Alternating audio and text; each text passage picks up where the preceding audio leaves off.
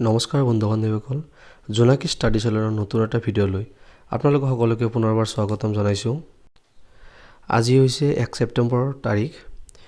আজিৰ দিনটোত আসাম ট্ৰিবিউনত সেবাৰ তৰফৰ পৰা 28 আগষ্টত হৈ যোৱা আসাম ডাইৰেক্ট ৰিক্ৰুটমেণ্ট গেট 3 এক্সামৰ কাৰণে এটা নটিচ দিছে।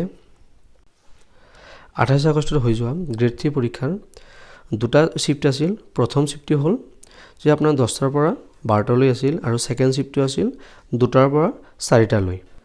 তো সেবাৰ তৰফৰ পৰা যদি 10টাৰ পৰা 12টালৈ যেটো পৰীক্ষা হৈছিল, সেবাৰ পৰা এটা নটিচ জাৰি কৰিছে যে নটিচটো আজি আমি বিতংকে আলোচনা কৰিম এই ভিডিঅ'ত। ভিডিঅ'টো ভাল লাগিলে ভিডিঅ'টো লাইক কৰিব, শেয়াৰ কৰিব আৰু লগতে আমাৰ চেনেলটো সাবস্ক্ৰাইব কৰি ল'ব। গতিকে কথাটো হ'ল যে 28 আগষ্টত হৈ যোৱা গ্ৰেড 3 পৰীক্ষাৰ মৰ্নিং শিফ্টত অৰ্থাৎ যেটো শিফ্ট 10টাৰ পৰা 12টালৈ হৈছিল, হেতুত আপোনালোকৰ এডমিট কাৰ্ডত লিখা আছিল যে পৰীক্ষাটো 150 মাৰ্কৰ।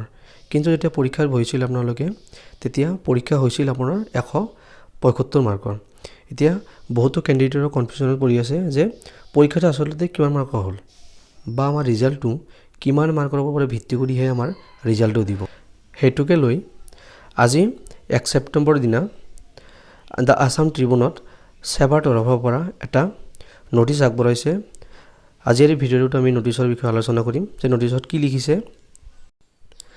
This is for information to all concerned that as per notification video notice number SLRC G3 advertisement 2022/1/15 dated 18 June 2022 published by the State Level Recruitment Commissions for Class 3 post and as clearly written in the admit card issues to the candidate, the mark allotted for paper 3, paper 4 and paper 5 are as follows.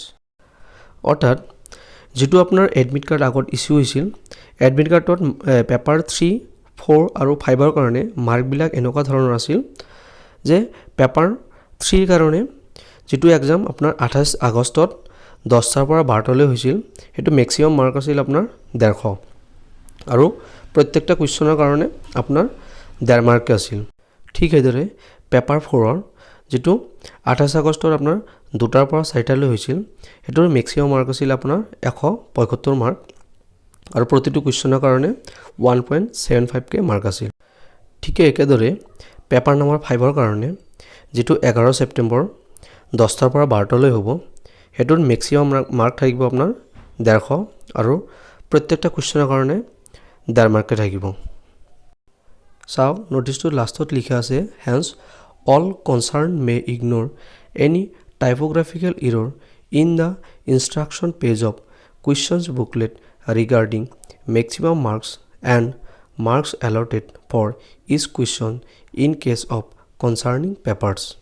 If any candidate desires to see the updated instruction page of the question booklet may visit website of SEBA, that means sebaonline.org. অৰ্থাৎ ইয়াতে এটোৱে কৈছে যে এটো typical error আছিল আৰু যেটো আপোনাৰ বুকলেট আছিল, বুকলেটত যেটো মাৰ্ক আছিল আপোনাৰ 175 আৰু প্ৰতিটো কোৱেশ্চনৰ কাৰণে যেটো মাৰ্ক আছিল 1.75 কে, হেতু এটা টাইপিক্যাল এৰৰ আছিল।